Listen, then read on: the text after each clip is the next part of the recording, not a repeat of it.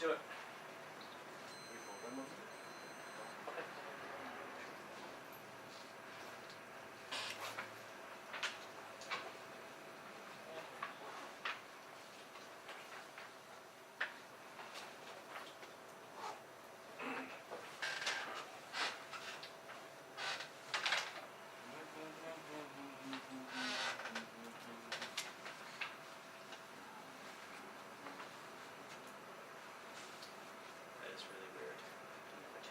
Here.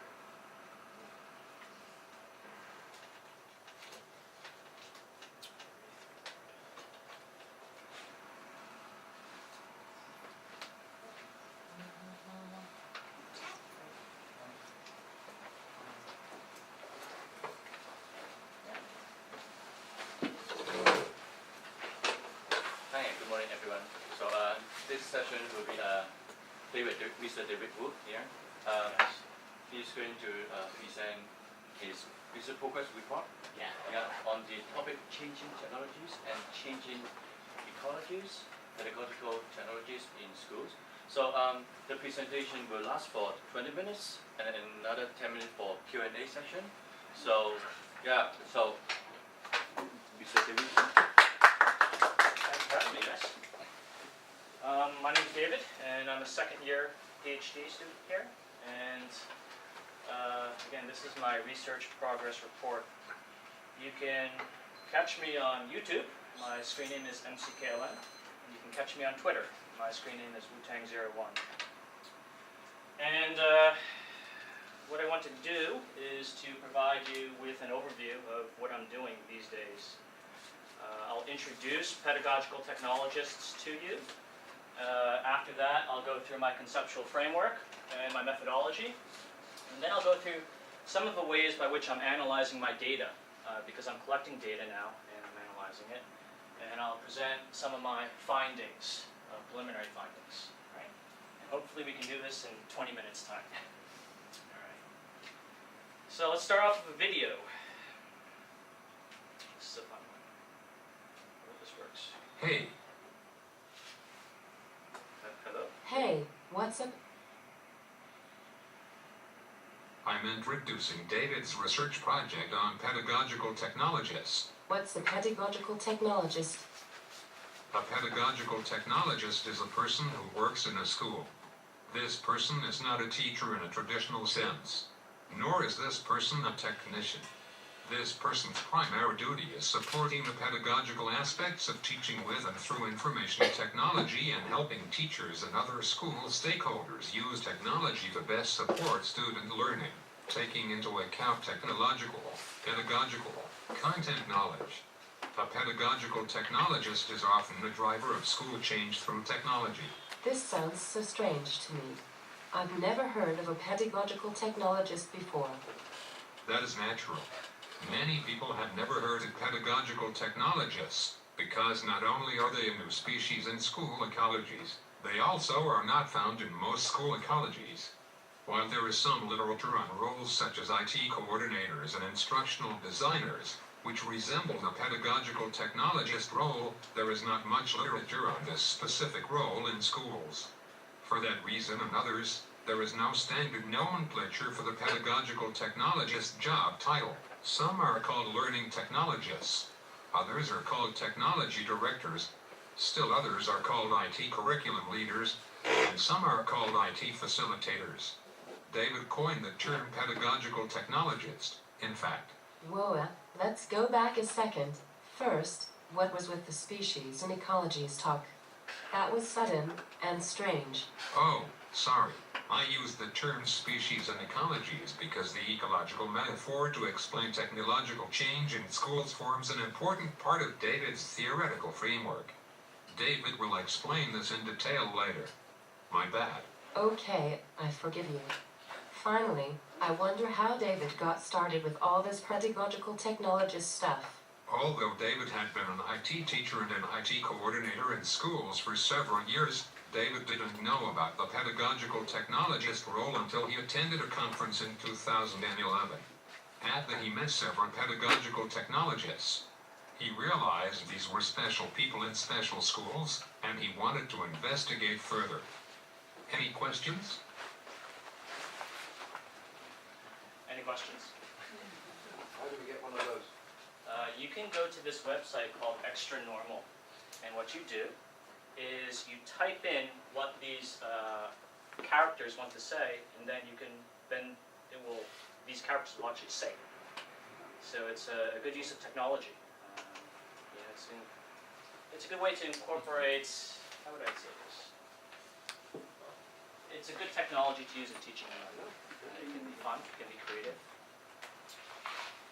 Okay, so going back to the presentation. My research question is, how does a pedagogical technologist impact the school's ways of working with and through technology? I'm still coming up with some sub-questions, and I'm doing this through a grounded approach. So as I'm collecting data and as I'm analyzing it, I'm figuring out what kinds of questions does this data answer. So I'm kind of working backwards, to come up with some sub-questions. All right. Let's continue. Okay. So, as I mentioned in the video, I'm using an ecological metaphor to explain technological change in schools. And I'm using it to explain the role of the pedagogical technologist in a school. So, the ecological metaphor, how would I describe this? It encompasses two terms. There are ecologies and there's species. Right? You think about like a natural ecology, and you have ecologies and you have species. But we can apply this to social science to a certain extent. So I developed this two-tier ecology where you have a species, which is the pedagogical technologist. It's one kind of animal, per se. And they are in a school ecology with other kinds of animals. Teachers, principals, parents, administrative and support staff, and students. So these are the biological animals, the biological species, the things that breathe. But we know that in a school is more than the things that breathe. There are also other kinds of species, abiological species, things that don't breathe, that together with the things that breathe actually make up a school. So for example, some of the abiological species include leadership and the school's infrastructure, the school's policies, professional development, relationships, what else do we have here? Teaching through IT. So these are some abiological species in the school. And the sum of these biological species, including the pedagogical technologists and the abiological species, comprises what we understand as a school. All right? And outside of this school ecology, the school operates within a global ecology. Let me preface this by saying that I developed this ecological metaphor for certain types of schools in Hong Kong. So each school, this metaphor, this exact rendering cannot be applied to every single school in Hong Kong. This is an approximation of the ecological situation for the schools that I'm studying. All right? For that reason, I make the state, like Hong Kong, the government, more of a minor player in this ecology. Whereas in perhaps a mainstream school, you would actually have to negotiate a layer of bureaucracy and government for the school to operate. So I include some other species, including the community, educational institutions, professional organizations, and businesses. These are other species, animals in the global ecology that school has to deal with. All right. And finally,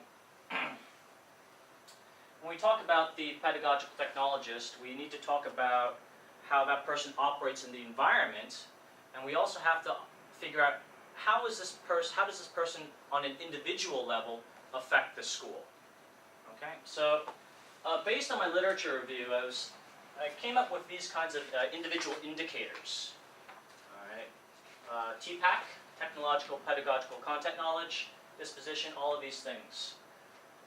So by looking at all of these things, these individual indicators, and looking at how these species interact, my goal is to answer my research question. How does a pedagogical technologist impact a school's ways of working with and through technology?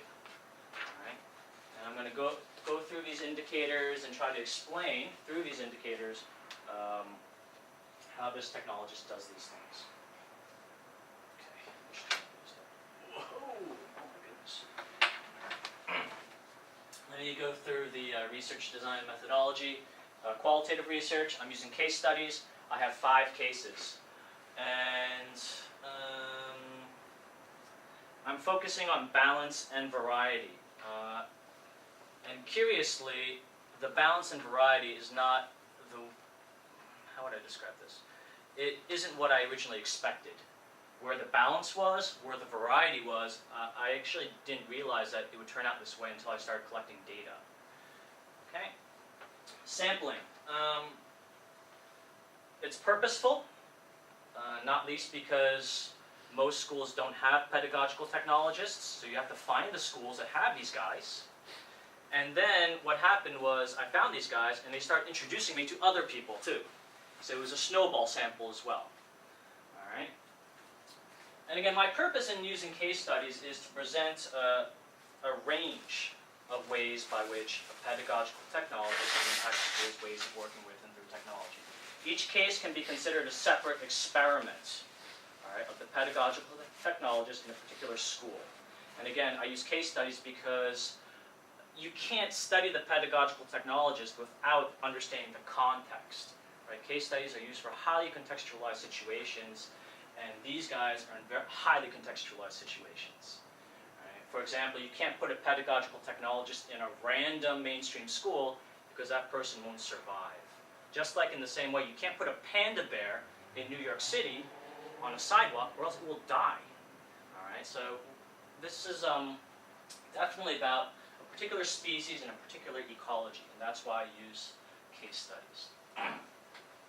How have I been collecting data? I've been talking with pedagogical technologists and their colleagues. I've been observing them as well. I've been taking photographs, I've been taking notes, and I've been reviewing documents. And again, I'm using a grounded approach. I'm collecting the data, and now, how am I analyzing it? Okay, I still haven't really thought out how exactly I'm going to analyze it and then how I'm going to articulate it in my writing. But I'm doing 3 things right now. One is I'm going through my data and then categorizing it according to the theoretical propositions that I had for the ecological metaphor. So I'm using NVivo and I look through the data and I see, okay, well this has to do with the parents, this has something to do with the students, this has something to do with the policies, etc. And that's how I'm pattern matching, I believe. Okay? Something else that I'm doing, and again I haven't investigated too much about it, is I think I'm going to narrate my cases through critical incidents. I'm going to tell stories. And through these critical incidents, we can learn a lot about these indicators, all right, about how the pedagogical technologists interact with parents and the global species, etc. And on top of that, while I'm collecting all of this data, I've been speaking to my supervisor, my primary supervisor, Professor Bray is my co-supervisor, about just the kinds of things I've been finding out, right? Meta-analysis. I'm actually comparing cases with my primary supervisor, and I've been writing these things down. Okay. So I'm doing these 3 things right now. All right. So after several months of collecting data, I've revised my ecological metaphor. It seems like some species are coming out more in the data than others. All right? And what I'm going to do now is I'm going to explain some of my findings through some of these more prominent species that I notice within the pedagogical technologists at the school level and at the global level. All right. So let me go through this first. All right, what's coming up? TPACKS important. It comes across as a very integral component of who the pedagogical technologist is. But something else that's coming across is other knowledge. The pedagogical technologist knows a lot about other stuff. Not only that, but the pedagogical technologist has a very impressive interpersonal skill set. All right, and let me share with you a few anecdotes. Okay. So as I mentioned before, I noticed that the pedagogical technologist has great interpersonal skill. I've noticed that they have a way with language, using cute language, using a lot of jargon, a lot of ways, different types of words, different vocabulary, non-standard vocabulary, in fact. They are very good at remembering relationships. So when they meet people, they remember, oh, I know you from this, or how do I know you? All right. Not only that, but they also are very good at names. They always get names, and they remember names. I find this very, very impressive. And finally, what really, really impressed me was two of my cases. You know, I rarely see this in my life, but when they are talking to certain people, whether parents or colleagues, you know, I saw them get down on their knees and just talk to someone. You know, so not only are they making eye contact, but they're maintaining eye level. And I noticed this in two of my cases. I was like, wow, that is crazy. Because you rarely see this. Right? But I saw this one of my cases with some parents in schools, and I saw this with one of my cases with colleagues. And I was like, wow, this is curious. Other knowledge. I've seen these pedagogical technologists talk about history, obscure Chinese history, and they're not even Chinese. I've seen them talk about current events, what's going on in the business world. They know a lot, all right? They know a lot outside of their content area. And obviously they have a lot of technological, pedagogical content knowledge. And what I've noticed in their discourse too is they draw things in from their professional development. So they actually go to a conference or they go somewhere, and then you hear about it a week later in what they're talking about. They actually mention anecdotes from these experiences. All right? So it seems like they're pulling in all sorts of things. And for what purpose? And I was really thinking about this, and I realized they are very successful in explaining things to people in a way that they can understand. And that's what technological change is about. Going from one way of doing to another way of doing. For example, and they answer a pretty simple question. What can we liken this technology to? All right? And one of my cases was, he has such different audiences. He works with children who are like 5 years old. He works with their parents who are a different people group. They're older, they have different jobs, etc. He teaches students from mainland China and from Hong Kong. These are different people groups. But in all of these people groups, he's able to explain the same technologies in different ways that they can understand. And he pulls in everything he knows. So with these people from China, relates it to like things in Chinese history, for example. With the parents, he talks about what's going on in the business world and likens the technology to something there. With the children, he uses all this cute language, talking about playing, etc. Right? So that's something that I really noticed at an individual level. They have a particular skill to explain things in a way that people understand. Okay. School level. I see, let me talk about the parents. The parents became very, very important. And I'm kind of grappling with a few questions right now. One, what kinds of parents are we dealing with? It seems like each case has a different type of parents. Actually, no, let me just say that. 3 of the cases have parents that are more similar than not. But then 2 of the cases who work for the same organization have a different kind of parent. A more truculent and aggressive parent. All right. So this is where the variety comes in. The parents are a little different for these schools. Something that I'm working on is how important is it to win parents for technological change in your school? And it seems at this point that the consensus is it's really, really important. All right? It's a lot harder when you don't have the parents on your side. So the big question is, how do you win parents? And how does the pedagogical technologist do this?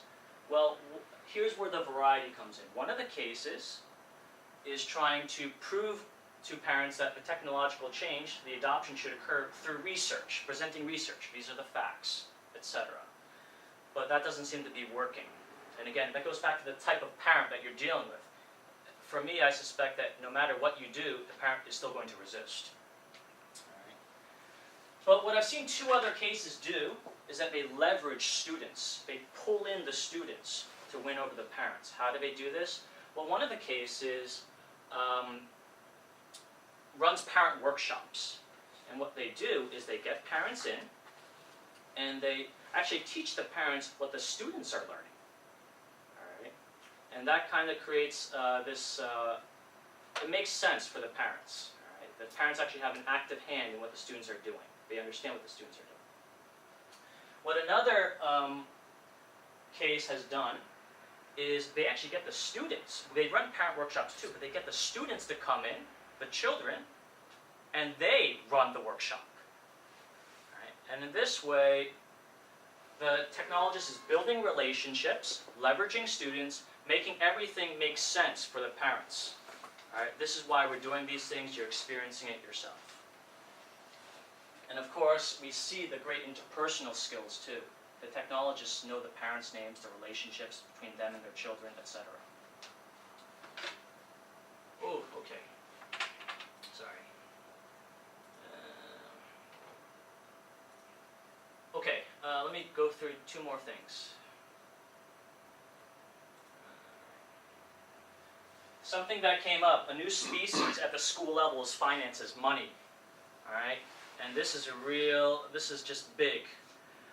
I've been thinking about schools and finances because, look, where's the balance? The idea is these schools are some of the most prominent schools in Hong Kong. I realize that now.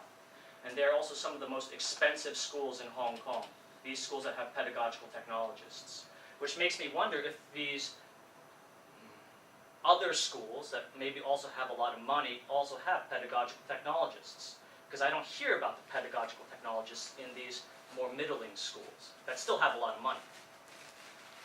And this raises the question, so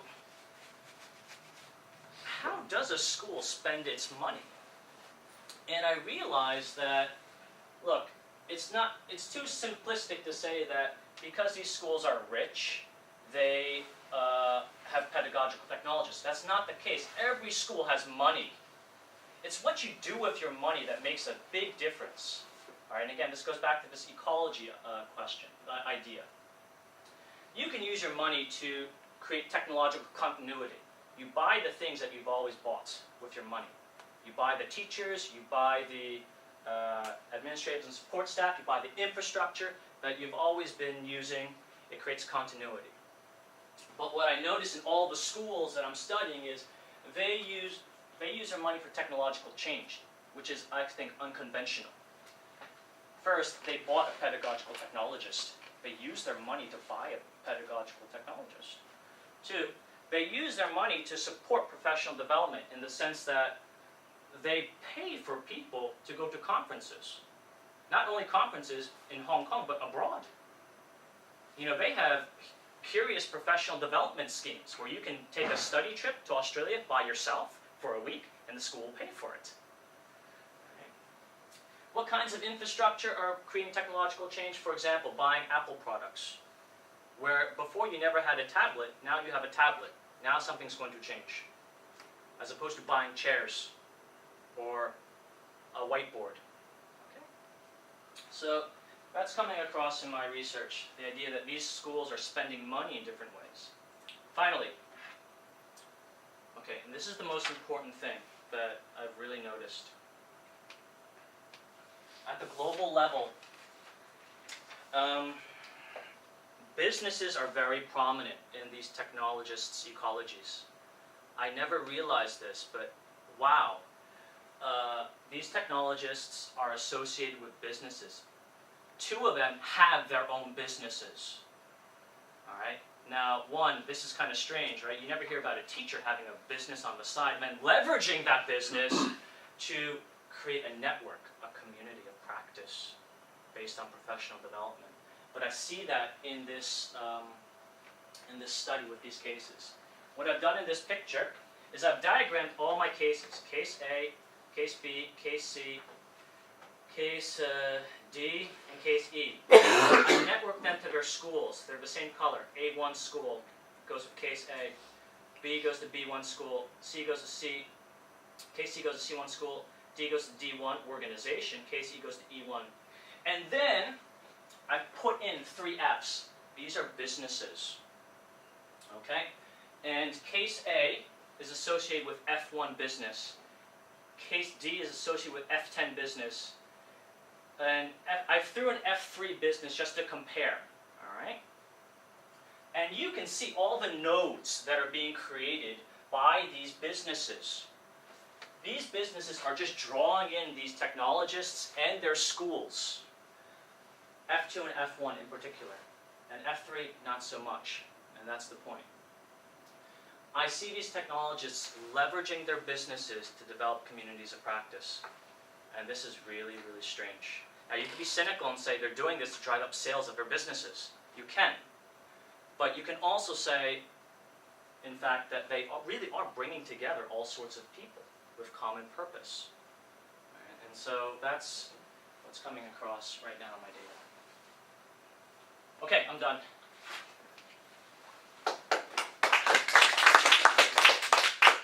So it's time for Q&A, right?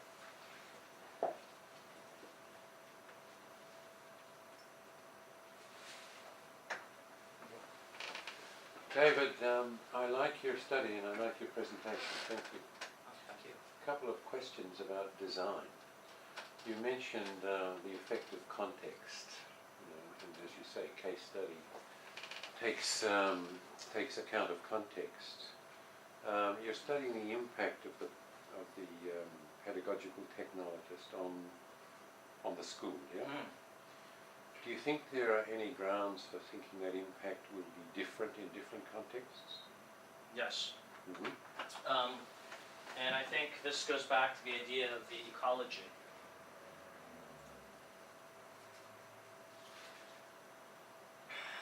This person has these individual indicators. This is a person, all right, like we're all people. And if you put us in a different place, for example, you put Professor Bray in a different university, some far-off university, well, while he still maintains some semblance of who he is, he's going to be changed by the people around him as well, right? And this goes back to the idea that pedagogical technologists are not in most schools, because most schools cannot support a pedagogical technologist. They're not, the degree to which there isn't enough of a focus of infusing technology in their school, in their curriculum, to warrant having a pedagogical technologist, first of all. And again, it goes back to this idea of putting a panda bear in New York City. You can do it, but the panda bear will likely die. Right? Now, even within these cases of schools with pedagogical technologists, we see that pedagogical technologists are more, can affect more change in particular environments. Okay. Right? And that's where, again, like parents come in and other things. Okay, so thank you for that. You mentioned on your way through that you were, I think on your analysis screen there, about theoretical propositions. Yeah? Yeah. Would you have an example, even of a tentative one, that might be emerging so far from your work? Or is that premature? I think it's a bit premature, but you know, a lot of these things, again, how would I describe this? Okay, I'm understanding what is going on, this phenomenon, through this kind of ecology, right? And I developed this ecology with these species, and that's how I've been analyzing the data, according to these species. So your theoretical propositions will likely be in those terms, huh? Yes. Mm-hmm. Yeah. Thank you. Thank you. Hi. I'm also thinking about the design of the study. It's very good that you go in depth into to understand what the technological pedagogical technologies. Go into 5 cases and write down their interactions so you have an in-depth view. But in the progress of the research, what I want to understand is that the different stage. So you're going to collect data, there's something wrong that you involve so many factors here. So can you first of all, like the context, yes, there are individual differences, but it's no use if we find every case are different. We have a teacher, they may teach better in some school, maybe not so good in other school, but all the teachers, first of all, we need to identify their roles, their basic standards. It's very important to identify the roles, the interactive parties, and what happened if they interact with these parties. But the focus is technologists. So in your presentation, what I need to know is that before you collect data, it's very important, because when you collect data, it means you have something in mind about the hypothesis that you want to test whether it is true or not. So first of all, you identify technologies, or what their standard tasks, what the possible impact, and then you identify 3 or 4 scenarios from this 5 pilot school maybe, or just from one school, and identify this one because these technologies have certain kind of role, maybe different from other school, then have another scenario, then have another scenario, like 3 or 5. And then you have a hypothesis that within their role or within their scenario, we think that interpersonal relationship is very important for them to make success or influence the school. Or informal learning, that they create the environment that can have a lot of the student. That are the impacts. Within this in mind, then you have the hypothesis, and then you collect data and you on and to verify whether your hypothesis is correct or not. And you observe, you write down, you analyze, and do the same. But here, I think it's too broad. All the parties, you say how the money goes, that is not the technologies. It's about the school implementation, school administration. But you may do that from the point of view of the technologies, yes. But it's not from that perspective. So the focus is one, technologies. The hypothesis is one, it affects learning.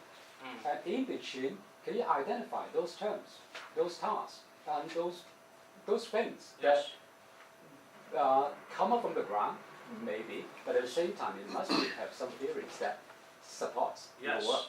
I agree. So that's because we don't see the definition of the technologies.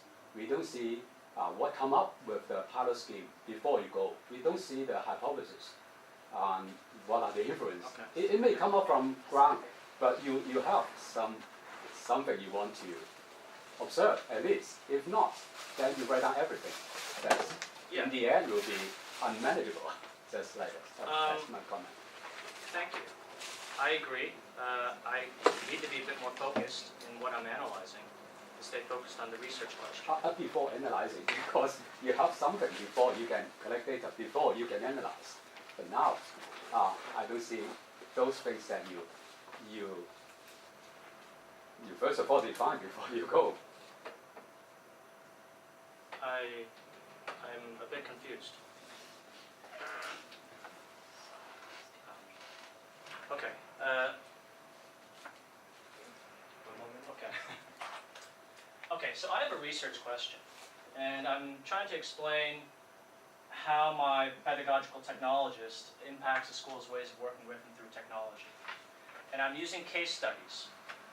So I have A, B, C, D, and E. And each of these can be considered a separate experiment to answer this question. Now, these aren't all totally different cases. There is a lot of similarity or balance between these cases. And so we can consider that I can get an answer to this through this, and this by itself. But then on top of that, then I'm going to do what I kind of did over here and start doing some meta-analysis, cross-case comparison, to see if we can also get some answers to this by looking at all of these things. Can I make some generalisms? All right. Now, I think the important thing to say is I'm not making statistical generalization. What I'm doing is not going to be applicable to every single pedagogical technologist around the world. But what I am doing is showing you the range of the possibilities of what a pedagogical technologist can do, not least because we really don't know what the pedagogical technologist can do. Does that kind of, I'm not sure if that kind of touches on what you were asking or pointing out. I thought it was a great question, and we haven't got time to explore it, presumably, but it's something generic to many of us who start to use the word grounded theory. Yeah. And, okay, when is theory grounded, and when can we just explore, and when have we got to make decisions about what we're exploring, Yeah. and how do we make decisions? Thank you very much. Okay. Thanks, guys. Thank you.